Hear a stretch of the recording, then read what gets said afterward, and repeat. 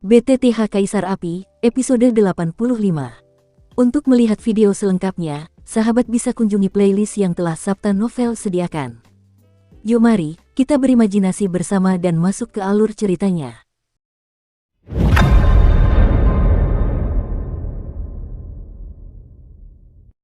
Setelah Xiaoyan, Mu Yingying, dan Xiaoyi keluar dari aula sungai Dodi, Xiaoyi dan Mu Yingying kembali ke Wusuju, tempat mereka tinggal. Setelah Xiaoyan kembali, mereka juga dapat berangkat menuju kolam Kaisar Xuanling. Sedangkan Xiaoyan, ia terus pergi menuju tempat bernama Zulao. Saat Xiaoyan, Mu Yingying, dan Xiaoyi berpamitan, Mu Yingying pun berbisik pada dirinya sendiri. Xiaoyan, hati-hati, kudengar lelaki tua bernama Zulao itu sangat eksentrik. Saat Mu Yingying berbicara, sorot matanya juga tampak tidak yakin. Xiaoyan berjalan sendirian di jalan dan tidak bisa memahaminya. Kapan Mu Yingying menjadi begitu baik? Five Bamboo Residence adalah kediaman Mu Yingying. Tidak tahu kenapa, setiap kali aku mendekati Xiaoyan, selalu ada perasaan tenang di hatiku. Kakak, apa katamu ini? Sudah bertahun-tahun, mengapa kau belum kembali? Mu Yingying juga menatap kosong ke kejauhan, lalu bergumam. Tetapi tidak seorang pun menyadari bahwa ketika Mu Yingying menatap ke kejauhan, seluruh pupil matanya menjadi sangat transparan, dan api biru juga muncul di pupilnya. Api biru itu tampaknya membakar segalanya. Xiaoyan juga berjalan menuju tempat tetua Zhu berada, dan kemudian dia tidak peduli dengan perubahan aneh pada Mu Yingying ini, tetapi dia berpikir dalam hatinya. Karena Zulao ini bisa menjadi penatua di istana manusia mereka, kekuatannya juga sangat mengerikan, dan dari sikap hormat Mu Suzi dan Mu Yingying kepadanya, dapat dilihat bahwa ini disebut Zulao. Status orang tua ini jelas tidak rendah. Su tua ini sungguh aneh. Dia jelas tetua istana manusia kita, tapi dia tinggal di istana surgawi. Xiaoyan teringat rute yang diceritakan Mu Yingying. Sepanjang perjalanan, ia juga bertemu banyak istana surgawi. Kekuatan murid-murid ini juga cukup bagus, tapi bukan itu yang Xiaoyan pedulikan, dan segera pergi ke tempat yang dikatakan Mu Yingying. Karena Su tua ini adalah pemimpin tim yang pergi ke kolam Kaisar Xuanling kali ini, dia pasti ada urusan dengan dirinya sendiri, jadi dia terus melanjutkan perjalanannya. Namun, Xiaoyan tiba di perbatasan istana surgawi. Setelah berkeliling, ia merasa tak berdaya. Lagi pula, ini pertama kalinya ia datang ke istana surgawi Pavilion Fenxiang. Meskipun Mu Yingying menjelaskan rutenya berulang kali, ia tetap merasa khawatir. Lagi pula, kerumitan istana surgawi ini jauh di luar imajinasi Xiaoyan. Ada banyak jalan dan gang.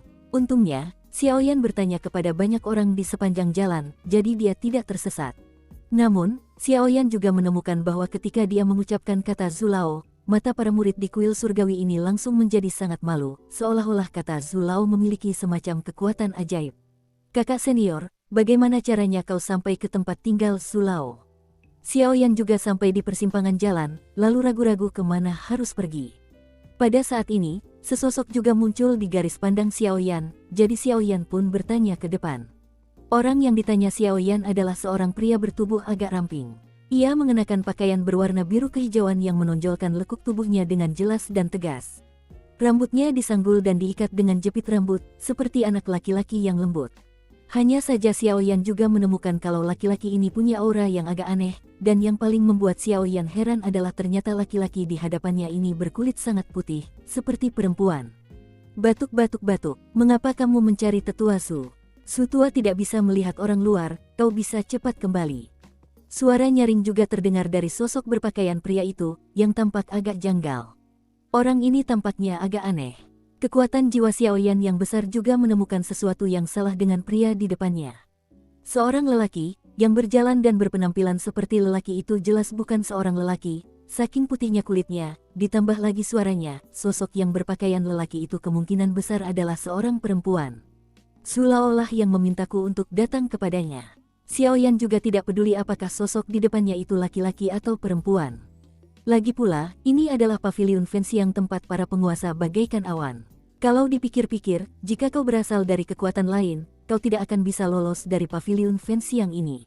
Kekuatan batin mata, anakmu juga kuat, bagaimana mungkin kau bisa menipu orang di usia semuda itu? Suara sosok berpakaian pria itu juga meninggi beberapa desibel, lalu berkata kepada Xiaoyan. Identitas Zulao, bahkan di 3 aula surga, bumi dan manusia, diketahui semua orang. Su tua ini sudah puluhan tahun tidak merekrut murid untuk merawat mereka. Ia selalu berada dalam kondisi seperti awan yang mengembara dan burung bangau liar. Bagaimana ia bisa bertemu dengan anak seperti itu sekarang? Kakak senior, kenapa aku berbohong padamu? Xiaoyan juga hancur dan berkata dengan nada tertekan. Sosok di depan pria berpakaian rapi itu, Xiao Yang Wang, merasakan dari napasnya bahwa ia tahu bahwa pria itu adalah Kaisar Do Bintang 5 yang kuat, jadi Xiaoyan juga memberinya penghormatan. Lagi pula, ini juga paviliun pembakaran dupa, dan Xiaoyan tidak ada hubungannya dengan pria itu. Terima kasih, jangan membuat masalah. Ah, jangan buang-buang waktuku. Kediaman Su tua ada di sini, belok kiri dan terus sampai ujung. Sosok berpakaian pria itu pun berkata, lalu bergegas keluar, mengabaikan Xiaoyan sama sekali. Meskipun ayahku dan yang lainnya merahasiakannya dariku, mereka tetap mendengarnya dari tempat tidur. Kudengar ada seorang murid baru yang telah memperoleh tubuh abadi Do di Hanoi, tapi aku ingin melihat di mana dia. Sosok berpakaian pria itu juga berjalan ke arah Xiaoyan. Sungguh menakutkan. Xiaoyan tidak mendengar kata-kata dari balik pakaian pria itu, dan langsung menatap sosok yang jauh di kejauhan, lalu diam-diam menggelengkan kepalanya. Sosok ini seharusnya seorang wanita, tapi entah kenapa ia berpakaian seperti pria. Melihat ia bisa berjalan bebas di paviliun dupa terbakar ini, dan kekuatannya telah mencapai Kaisar Do Bintang 5, statusnya tidak rendah. Namun, setelah melihatnya sekilas, Xiaoyan juga menuju ke tempat yang disebutkan wanita itu. Xiaoyan berjalan perlahan, dan mendapati bahwa bangunan-bangunan di sekelilingnya semuanya saling terhubung, membentuk pemandangan yang spektakuler dari satu ruangan ke ruangan lainnya. Oh, akhirnya, Xiaoyan juga sampai di ujung jalan di saat berikutnya. Di saat yang sama, sebuah rumah kayu yang memancarkan gejolak aneh juga muncul di mata Xiaoyan. Rumah kayu ini tampaknya mengandung suatu kekuatan aneh. Xiaoyan juga berdiri menatap kosong 10 meter dari rumah kayu itu. Saat berikutnya, kekuatan mental Xiaoyan juga diam-diam menyebar keluar dari tubuhnya, dan menyelidiki permukaan rumah kayu. Itu sebenarnya fluktuasi kekuatan spiritual. Xiaoyan juga menatap kosong ke rumah kayu di depannya, perasaan yang tak terlukiskan muncul secara spontan. Hehe, si kecil akhirnya datang juga. Suara agak malas juga terdengar pelan dari rumah kayu itu. Kekuatan yang mengerikan. Ketika Xiaoyan mendengar suara ini, hal pertama yang ia rasakan adalah energi bertarung di tubuhnya langsung memadat. Bahkan inti prasasti gerakan ilahi yang berada jauh di dalam tubuh memancarkan getaran. Benar sekali, itu getarannya. Meskipun Xiaoyan tidak tahu betapa berharganya prasasti inti gerakan ilahi ini, ia cukup tinggi untuk memikirkannya. Jika Xiaoyan dapat menyebabkan situasi seperti itu, maka kekuatan Su tua ini hanya bisa dikatakan tak terduga. Menunggu kamu untuk waktu yang lama. Masuklah, nak. Suara malas itu berlanjut, dan bersamaan dengan itu, pintu kayu rumah kayu yang tertutup rapat itu perlahan terbuka. Junior Xiaoyan, aku melihat senior bambu. Xiaoyan pun berkata dengan hormat ke arah rumah kayu itu, lalu di saat berikutnya, ia melangkah maju dan berjalan perlahan menuju rumah kayu itu. Ketika Xiaoyan berjalan ke pintu kayu rumah kayu itu terbanting terbuka, dan kemudian di dalam pintu kayu itu, angin kencang yang menakutkan datang ke arah Xiaoyan.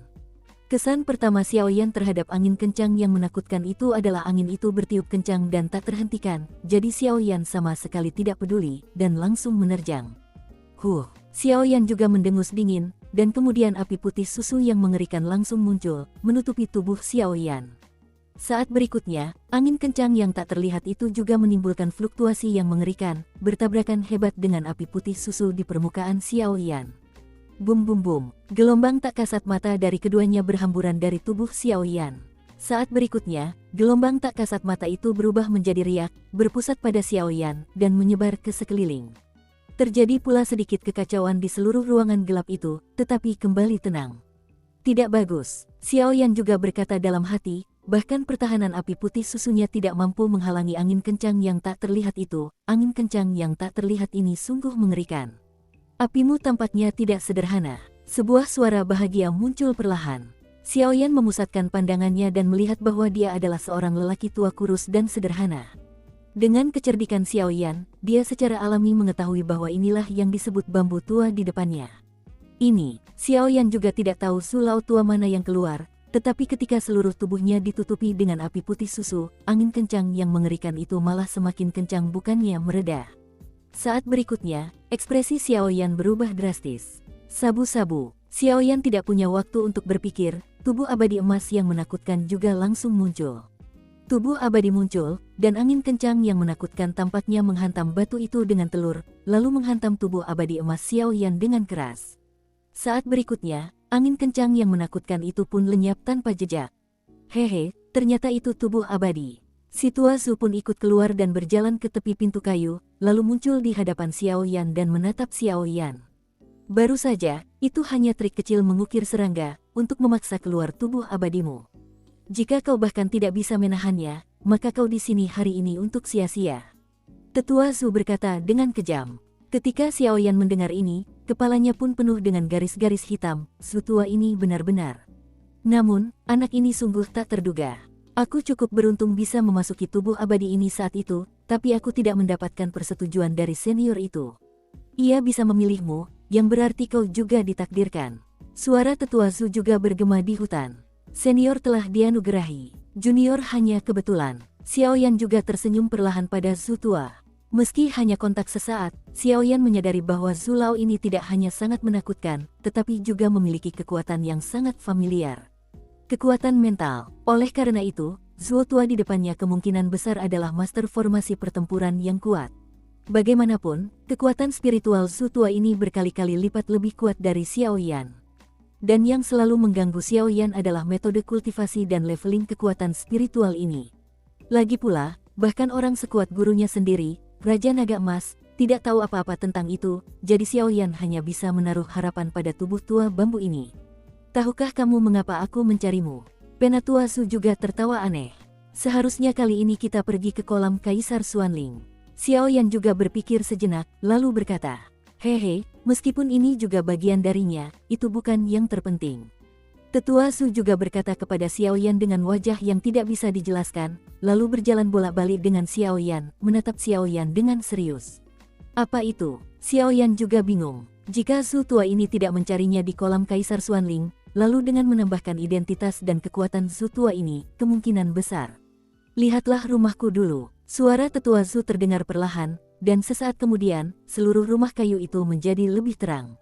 Baiklah, Xiaoyan juga bingung tadi, mengapa gelap ketika dia memasuki ruangan ini, dan itu karena pengekangan Zhu tua ini.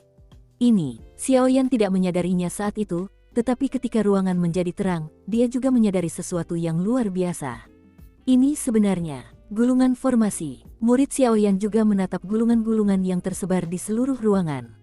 Ruangan itu luasnya sekitar beberapa ratus meter persegi, dan tidak ada satupun gulungan itu yang ditaruh di dalam ruangan, melainkan memenuhi sebagian besar area ruangan. Xiaoyan juga bisa merasakan gelombang yang sangat familiar dari gulungan ini. Bahkan inti prasasti yang berada jauh di dalam tubuh Ni Gongwan pun bergerak perlahan. Senior, Anda, Xiaoyan juga sangat terkejut, lalu menatap pria tua bernama Zhu Lao di depannya. Mengapa aku harus percaya bahwa kau juga mengetahuinya? Zhu Lao juga tidak bisa dimengerti. Mungkinkah? Pupil mata Xiaoyan juga berdetak perlahan, lalu dia menatap Zhu tua di depannya dengan ragu. Sembahlah aku sebagai guru. Kalimat sederhana itu terdengar seperti guntur di hati Xiaoyan. Xiaoyan bergabung dengan Paviliun Fenxiang. Sampai batas tertentu, para tetua Paviliun Fenxiang dapat dianggap sebagai guru Xiaoyan, tetapi tidak diragukan lagi ada dua situasi dengan murid aslinya. Di Paviliun Dupa terbakar tempat Xiaoyan bergabung, meskipun para tetua adalah guru Xiaoyan, mereka sebagian besar berada dalam kondisi siap siaga. Hanya di saat-saat krisis. Namun berbeda dengan pemagangan jenis ini. Murid sejati adalah mereka yang hidup dan mati bersama murid lainnya, dan sang guru akan mengajari mereka semua uang, dan mereka sangat protektif terhadap kekurangan mereka, sehingga banyak orang kuat berharap menemukan murid dengan bakat luar biasa atau menemukan orang yang kuat dalam hidup mereka. Sang guru pun tunduk padanya. Penatua Zhu, kau mungkin kecewa, junior ini sudah punya guru. Meskipun Xiaoyan memandang gulungan formasi di kamar Penatua Zhu dengan penuh semangat, dia dengan tegas menolak magang itu. Lagi pula, sekuat apapun seseorang, ia hanya bisa disebut manusia jika ia memiliki prinsip di hatinya. Sebaliknya, jika seseorang tidak punya pilihan dan tidak punya prinsip, apa bedanya dengan mesin yang hanya tahu cara membunuh? Hehe, jangan pikir aku bercanda. Ada banyak sekali orang di Paviliun Fenxiang ini yang ingin memujaku sebagai guru, dasar bocah. Tetua Zhu juga tersenyum perlahan, tetapi ucapannya dipotong oleh Xiaoyan sebelum ia selesai berbicara. Aku tahu senior, kekuatan dan statusmu bagus, tapi junior sudah memuja guru. Seperti kata pepatah, menjadi guru sehari dan menjadi ayah seumur hidup, seseorang tidak bisa mengkhianati gurunya sendiri, kata Xiao Yan kepada Zhu Tua. Saat kata-kata Xiao Yan terucap, samar-samar terungkap bahwa sepertinya ada aura yang agak buruk di ruangan ini. Dan nafas ini jelas berasal dari Zhu Lao. Selamat tinggal junior. Xiao Yan juga berniat mundur, lalu perlahan mengepalkan tinjunya ke arah Zhu Tua di depannya, lalu diam-diam berjalan menuju pintu kayu. Satu langkah. Langkah kedua. Ketika Xiao Yan terus berjalan keluar dari rumah kayu menuju pintu kayu, dia juga berkeringat diam-diam di dalam hatinya. Sial, orang tua ini seharusnya tidak begitu bertekad. Keputusan Xiao Yan barusan juga sangat tidak menentu, dan saat ini ia juga sangat tidak menentu. Lagi pula, kekuatan Zhu Tua di depannya sungguh tak terduga, dan berdasarkan persepsi Xiao Yan, Zhu Tua seharusnya adalah seorang ahli formasi tempur sejati. Seorang ahli formasi tempur dengan kekuatan mental dan fisik yang begitu kuat adalah eksistensi yang sangat menakutkan. Dan apakah itu kekuatan atau master formasi pertarungan, keduanya adalah apa yang ingin dipelajari Xiao Yan. Setelah melewati desa ini, tidak ada toko seperti itu, tetapi Xiao Yan tidak ingin menjadikan guru ini sebagai gurunya begitu saja, jadi dia akan memerasnya. Soal magang, Xiao Yan juga tak berdaya. Lagi pula, kalau urusan lain, Xiao Yan pasti sudah setuju, tapi magang ini melibatkan banyak hal.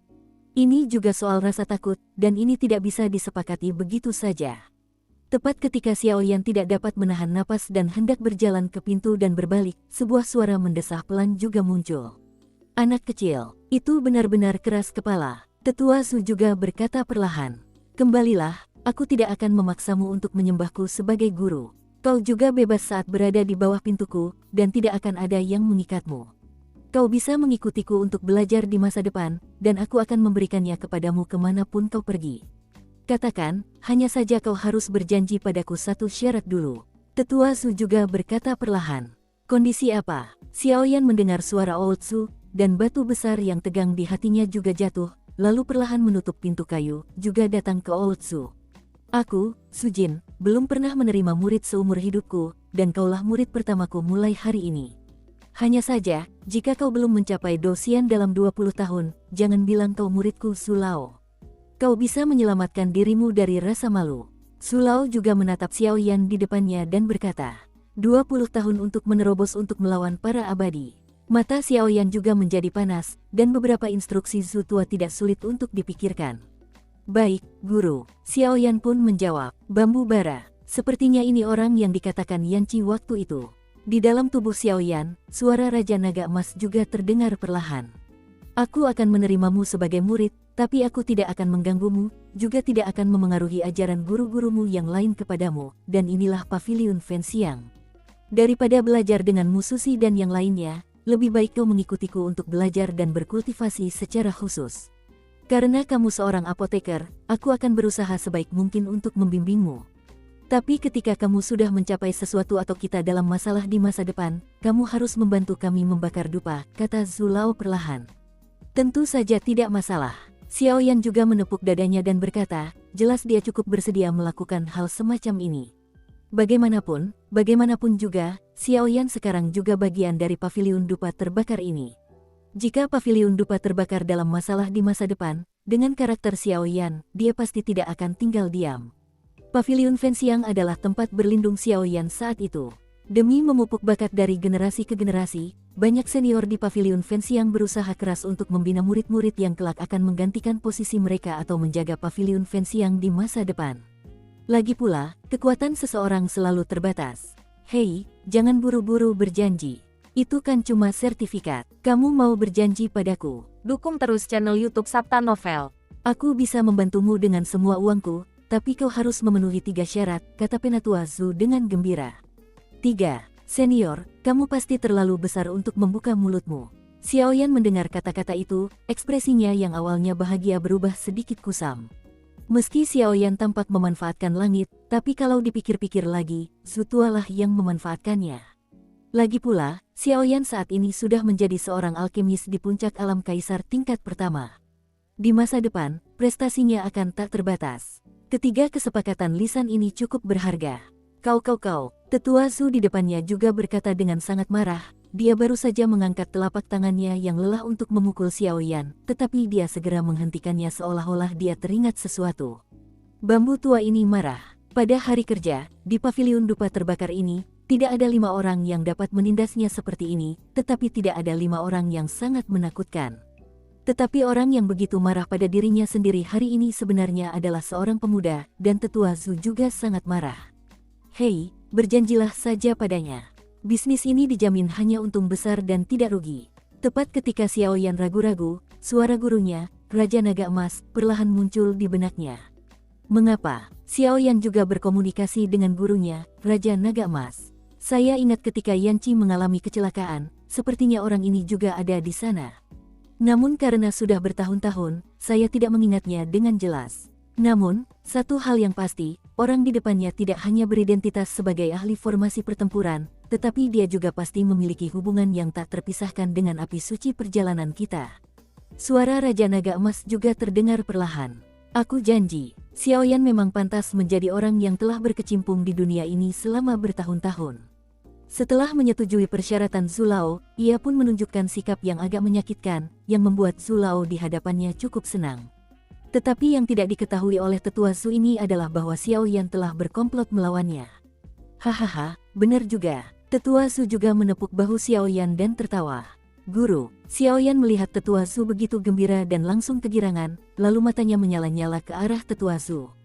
Kenapa? Mata Zhu tua langsung memerah. Karena dengan tingkat kelicikan Zhu tua, dia secara alami bisa melihat makna di mata Xiaoyan di depannya. Jelaslah demikian, karena aku sudah menjadi muridmu, kamu harus menunjukkan ketulusan apapun yang terjadi, guru, atau kamu akan kehilangan muka, guru. Tidak apa-apa, baiklah, kamu benar-benar rakus akan uang. Tetua Zhu juga melambaikan tangan ke arah Xiaoyan dengan cukup kesakitan. Sejak kau datang ke pintuku, kalau begitu aku tidak bisa memperlakukanmu dengan buruk. Tapi barang-barang itu akan kuberikan padamu saat kau kembali dari kolam Kaisar Xuanling. Su Laoi tersenyum perlahan. Su tua, apakah Anda seorang ahli formasi pertempuran? Xiaoyan tidak dapat menahan rasa ingin tahunya, lalu bergumam. Ya, akulah satu-satunya master formasi pertempuran di Xuan 3 hari. Pada saat yang sama, saya juga punya gelar yang berbeda. Dewa Perang yang tak terkalahkan, Ashes. Saat berbicara, aura yang sangat menakutkan dan sangat membanggakan juga merasuki seluruh rumah kayu itu. Dewa Perang yang tak terkalahkan, Ashes. Mendengar ini, Xiaoyan juga mengecilkan pupil matanya dengan erat, lalu menatap tetua Zhu di depannya, dan mendapati bahwa kekuatan mental yang sangat besar langsung menindasnya. Paksaan mental yang mengerikan dan paksaan dendam sedikit menekan seluruh tubuh Xiaoyan, bahkan tulang-tulang di tubuh Xiaoyan ditekan dengan suara pelan. Batuk, batuk. Xiaoyan pun terengah-engah dengan susah payah, lalu dia menatap Zhu tua di depannya dengan mata berapi-api. Dilihat dari tingkat dendamnya sekarang, meski tidak sebanding dengan Raja Xuanling, kekuatannya tidak jauh berbeda. Hei, apakah kamu memenuhi syarat untuk menjadi gurumu sekarang? Tetua Zhu juga tersenyum perlahan, seolah-olah dia menatap anak ini tanpa menunjukkan tangannya. Anak ini benar-benar berpikir dia. Lebih baik aku memanggilmu Sulao, kalau tidak aku akan selalu merasa aneh, kata Xiaoyan. Tidak apa-apa, itu hanya namanya saja, aku belum terlalu memperhatikannya. Tetua Zhu pun tersenyum perlahan. Zhu tua, dewa perang yang tak terkalahkan, Ashes. Xiaoyan juga berkata dengan rasa ingin tahu. Hehe, kenapa anakmu jadi penasaran sekarang? Tetua Zhu juga menatap Xiaoyan, perlahan-lahan menoleh, dan pada saat yang sama napasnya tertahan. Dewa perang yang tak terkalahkan ini memiliki sejarah yang cukup panjang. Karena kau muridku, maka aku juga akan memberitahumu, kata tetua Zhu perlahan, lalu melihat gulungan formasi di rumah kayu. Pada saat yang sama, di bawah induksi Xiaoyan yang cermat, terlihat bahwa gelombang kebanggaan yang luar biasa terpancar dari Zhu Lao tua ini. Penatua Zhu, silakan bicara. Xiaoyan juga cepat tanggap, lalu memindahkan bangku dan perlahan memberikannya kepada Penatua Zhu di depannya, lalu berkata. Tahukah Anda asal-usul dupa yang kita bakar? Tetua Zhu pun turut berkata. Sejarah paviliun pembakaran dupa. Konon, asal mula paviliun pembakaran dupa adalah untuk mengumpulkan ki pertempuran berjenis api saja, dan haruslah seorang pria. Tidak ada wanita di paviliun tersebut. Tampaknya yang sedang makmur dan yin sedang menurun. Lagi pula, ada rumor bahwa pemilik paviliun Wanhua dan pemilik paviliun Fenxiang punya hubungan. Tidak jelas apa itu. Dari sinilah asal-muasal dupa ini. Xiaoyan juga berbicara perlahan. Apa yang Anda ketahui hanyalah puncak gunung es. Paviliun dupa bakar kami dan Paviliun Wanhua mereka memang memiliki beberapa asal-usul, tetapi bukan seperti yang Anda ketahui. Juga, Paviliun Fenxiang kami telah mengumpulkan murid perempuan sejak awal, dan Paviliun Wanhua juga telah mengumpulkan murid laki-laki, tetapi jumlahnya hanya jumlah tangan, jadi orang luar hanya tahu apa yang Anda katakan. Su Lao juga perlahan, baiklah. Xiao Yan pun menjawab dengan suara lembut, namun kemudian hatinya merasakan keterkejutan yang amat dalam, karena Paviliun dupa terbakar dan Paviliun Wanhua ternyata punya hubungan yang lebih dalam, yang membuat Xiao Yan cukup tertarik.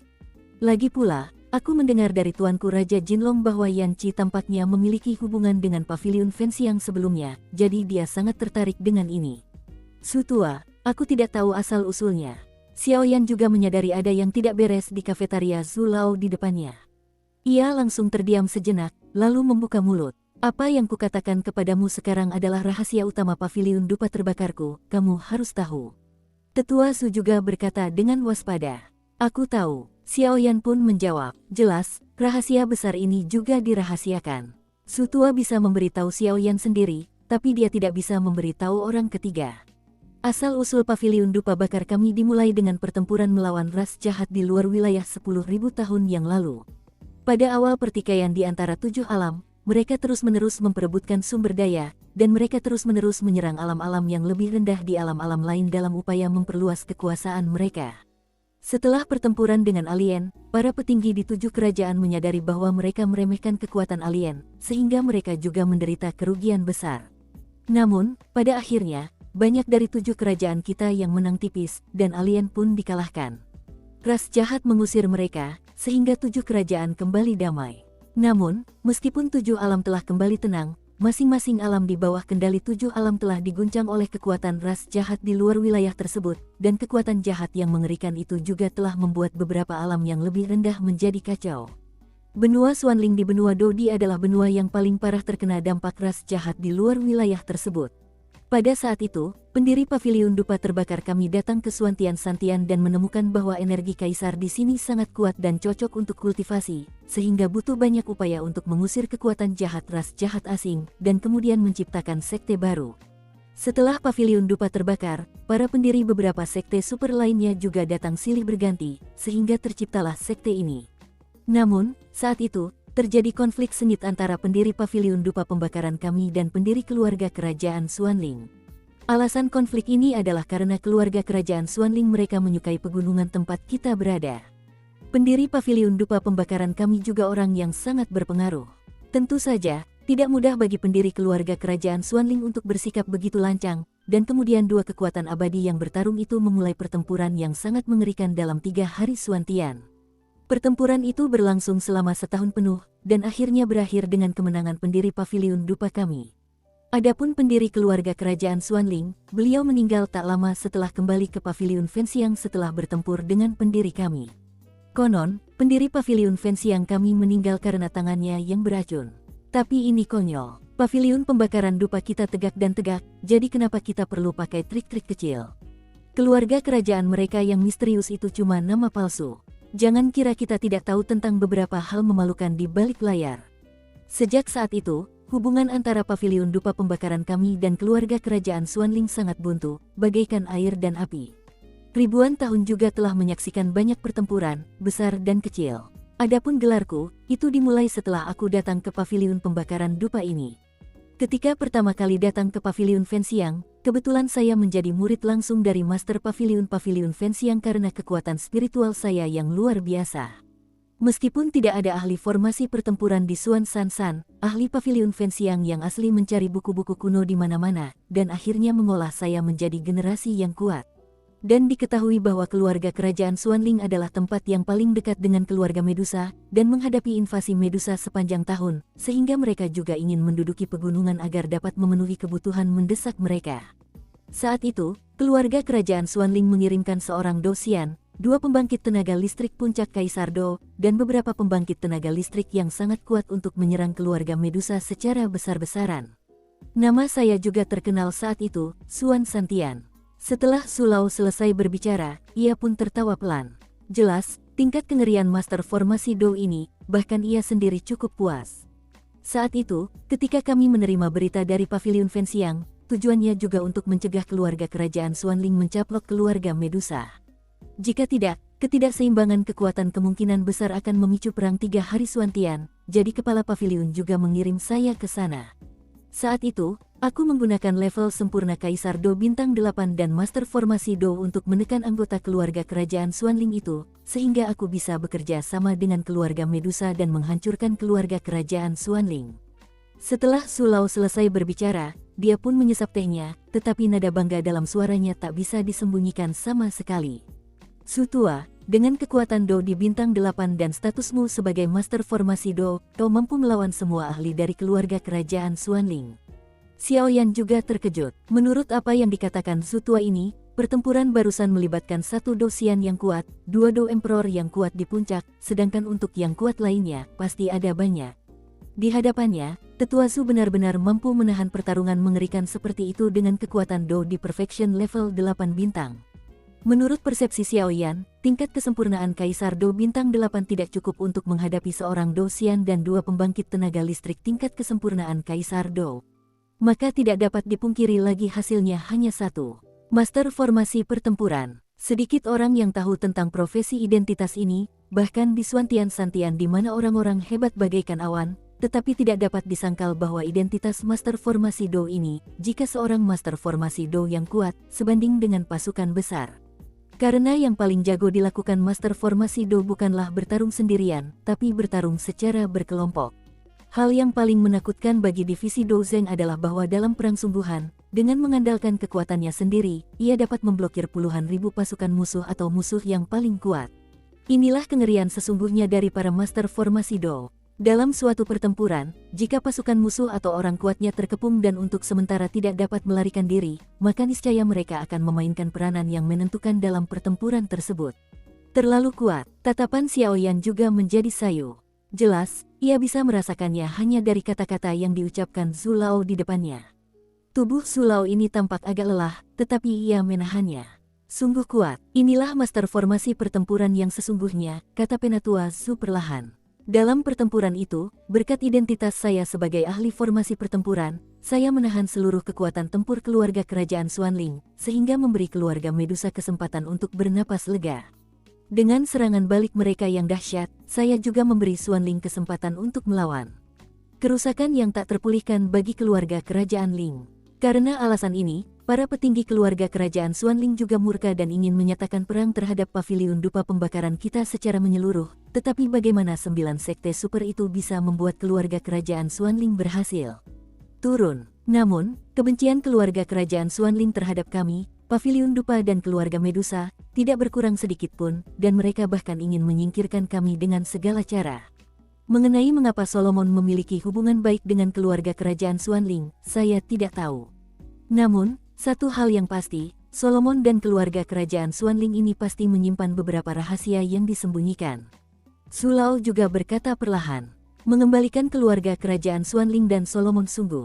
Xiaoyan juga menggelengkan kepalanya sedikit, lalu tanpa ragu, dia berbicara kepada tetua Su di depannya. Su tua, benda apa ini di rumahmu? Xiaoyan juga tampak bingung, tapi sebenarnya Xiaoyan yang bertanya. Jangan tanya, haha, aku tidak percaya kau baru menemukan kekuatan jiwamu di tingkat kaisar. Su Lao juga tersenyum perlahan, lalu mengabaikan Xiaoyan, tetapi menatap gulungan-gulungan di depannya, yang sepertinya memang ada di depannya. Memikirkan sesuatu secara umum, gulungan di depanmu juga sama dengan gulungan yang umumnya mencatat keterampilan bertarung, tetapi gulungan formasi ini dan gulungan keterampilan bertarung adalah dua hal yang berbeda. Sebagian besar gulungan yang mencatat keterampilan bertarung dapat dipraktikkan oleh siapapun, kecuali beberapa keterampilan bertarung yang memiliki batasan atau segel khusus, tetapi gulungan ini berbeda. Jika bukan master formasi pertempuran, kamu tidak akan bisa membuka gulungan formasi ini. Kau bisa memejamkan mata dan merasakannya dengan saksama, kata Penatua Zu perlahan, namun saat menatap gulungan-gulungan di depannya, ada ekspresi yang sangat lembut, seolah-olah gulungan-gulungan ini adalah warisannya. Ya, mendengar ini, Xiaoyan menuruti perintahnya, perlahan menutup matanya, dan tidak mengkhawatirkan hal lain. Lagi pula, ini Paviliun Fenxiang, dan dia salah satu orang terpenting di Paviliun Fenxiang, jadi dia tidak perlu khawatir. Tutup matamu, jangan gunakan kekuatan jiwa atau kekuatan spiritualmu. Andalkan saja intuisimu dan gunakan tanganmu untuk menyentuh dan berkomunikasi dengan gulungan-gulungan di ruangan ini. Tepat ketika Xiaoyan hendak menggunakan kekuatan mentalnya untuk mendeteksi gulungan mana yang merupakan gulungan, suara tetua Zhu juga terdengar pelan. Mendengar ini, Xiaoyan sedikit mengernyit, dan pada saat berikutnya, dia juga perlahan mengangkat tangannya, lalu berjalan menuju gulungan susunan berwarna perak di depannya. Karena Xiaoyan membawa 23 jenis api aneh, telapak tangannya juga memiliki suhu yang berbeda dari orang biasa. Namun, ketika telapak tangan Xiaoyan baru saja menyentuh gulungan formasi perak, gulungan formasi yang memancarkan sinar cahaya perak itu bergetar aneh. Sesaat kemudian, sinar cahaya perak pada gulungan formasi juga langsung muncul dari gulungan formasi melingkar tersebut. Kemudian, di saat berikutnya, sinar itu juga langsung menembus lengan Xiaoyan yang bersentuhan dengan gulungan formasi tersebut. Cahaya itu langsung menembus tubuh Xiaoyan. Apa ini? Xiaoyan juga terkejut, tetapi dia tidak panik sedikit pun. Namun, dalam persepsi Xiaoyan, gulungan formasi perak yang baru saja disentuhnya tampaknya bukan gulungan formasi biasa, melainkan, seperti yang diharapkan, inti dari gulungan formasi perak itu. Inti susunan. Ini adalah inti dari gulungan formasi, yang mengendalikan inti formasi, dan juga memenuhi syarat untuk menampilkan formasi secara bebas dan mengecil. Penatua Zhu, ini, Xiaoyan juga berkata kepada Penatua Zhu di sebelahnya setelah berpikir sejenak tetapi tidak berhasil. Hei, bagaimana rasa inti formasi perak tadi? Zhu Lao mengabaikan pertanyaan Xiaoyan dan bertanya langsung. Cahaya perak itu, sepertinya itu sesuatu yang awalnya tertinggal di gulungan formasi ini. Aku tidak tahu kenapa benda itu bisa masuk ke tubuhku. Xiaoyan juga bergumam. Lagi pula, Xiaoyan juga ingin menyelidikinya, tetapi cahaya perak itu menghilang tanpa jejak begitu ia memasuki tubuh Xiaoyan. Hehe, tidak, kau merasakannya dengan saksama. Tetua Zhu juga menggelengkan kepalanya, lalu berkata kepada Xiaoyan.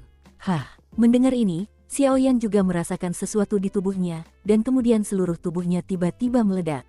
Cahaya perak ini sebenarnya ada di Ni Gongwan. Saat berikutnya, Xiaoyan juga menemukan jejak cahaya perak yang memasuki tubuhnya, tetapi kemudian Xiaoyan juga bingung bagaimana cahaya perak ini bisa masuk ke dalam dirinya secara diam-diam. Mengapa kau tidak membiarkan dirimu mencari tahu di Ni Gongwan? Bagaimanapun, dia sekarang adalah kekuatan jiwa tingkat kaisar, tingkat manusia biasa. Meskipun dia tidak dapat mendeteksi ribuan mil di benua Dodi karena berbagai macam tekanan, Xiaoyan masih dapat mendeteksinya dalam jarak puluhan mil saja. Hehe, inti dari formasi perak ini adalah pusat kendali gulungan formasi ini. Kau bisa mengendalikannya langsung melalui prasasti aslimu, kata Penatua Zhu perlahan.